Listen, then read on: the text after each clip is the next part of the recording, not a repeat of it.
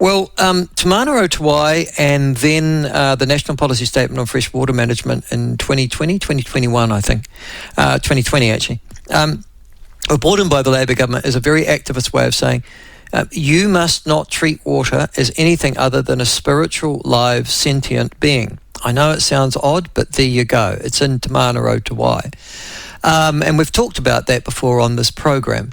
And so any human intervention in Te Mana o Te Wai or into the way in which fresh water is allocated in this country for recreational, for stock feeding, for irrigation purposes, must first satisfy the spirituality, the mauri of the water. And as a consequence of that, regional councils throughout New Zealand, some with more alacrity than others, decided this was such a really good idea that they would start to make it difficult to farm. And you'd even need, primarily for some people, for some councils, even have looked at the idea of you need a consent for farming. All right?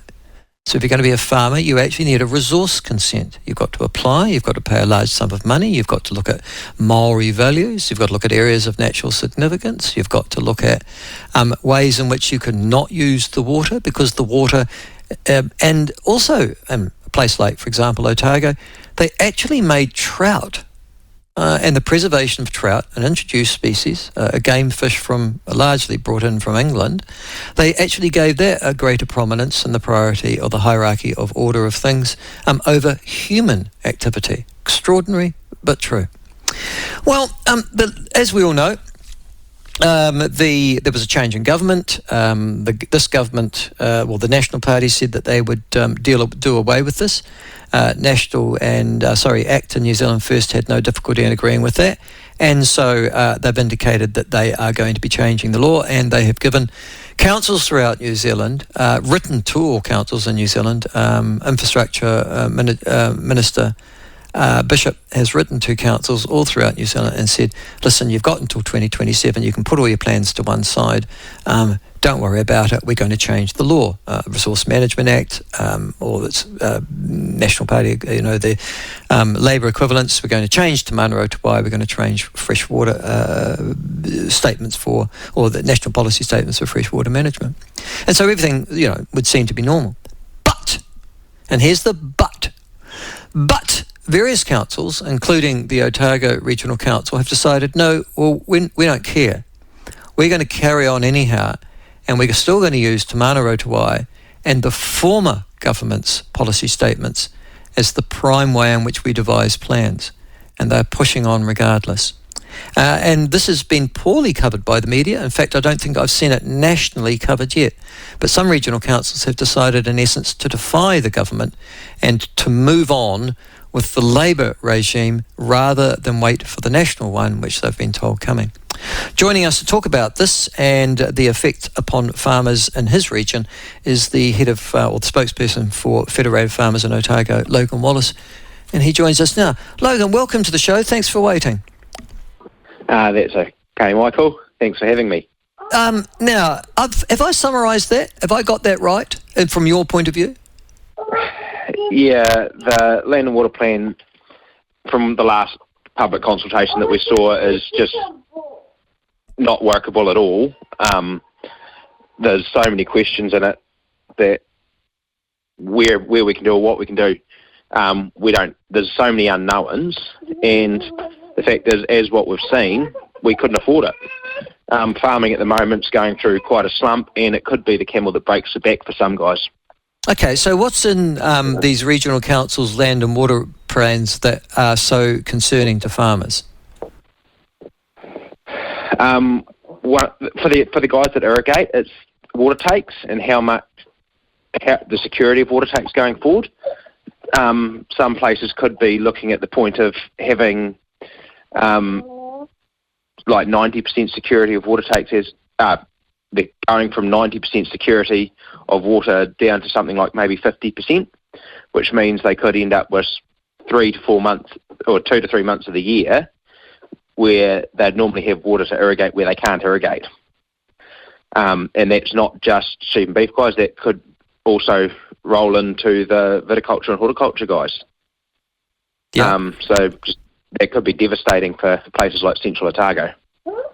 So places, well, in places where there's not a lot of, so Hawke's Bay would be another one, obviously, the Bay of Plenty. Areas on the east coast of the North and South Islands that have, or can be prone to drought conditions, you're saying? Yes, so anywhere that's is irrigating are probably some of the ones that could have really big effects with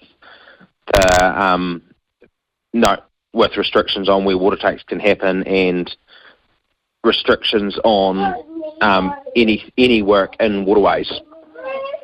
Do farmers own water? So should farmers get untramelled access to water? No, we all accept that it's a responsibility to share that water and manage that water. But the Manyahere Careful one, and some of the other waterways are actually the reason at times there's still water in the waterways is because of the storage that's been put in, and the farmers will stop taking water and release water from that storage to keep the river flowing. Right. So in that particular case, they created a dam. I think it was created over 100 years ago, or almost 100 years ago, by Depression Labour, in which they stored the water when it fell, and then they use it in January, February, March, I guess, when they need water. Is that right? Yes, that's my understanding of that scheme, and that scheme is one that is going to need upgraded, but with the current uncertainties of where this water plan is and potential shorter consents, they're looking like they won't be able to get funding to do that. So what effect that's going to have on a community, it could be huge. Have you got a young one running around the background then, mate? I've got two of them. Oh, you poor bit. Where's your wife? Has she left you for the day?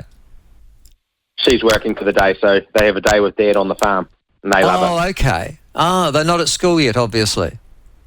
No. No. Okay. All right. Well, I know what that's like, I have to say. Yes. Single dad with three of them under 5. Yeah, I know exactly what it's like. Can I just say, it's not just irrigation, though, is it? You've also worried about things like having to have a consent for just farming in general. Yeah, that's one of the big ones. The unknowns around either farm plans or consents for just about anything if we can't fit into the very tight box that's been created around what we can and can do. And it's the unknown costs of those, also the unknown costs of the farm plans. Some of those we're looking probably, we don't see a farm plan being able to be done for less than 10 grand in its current format.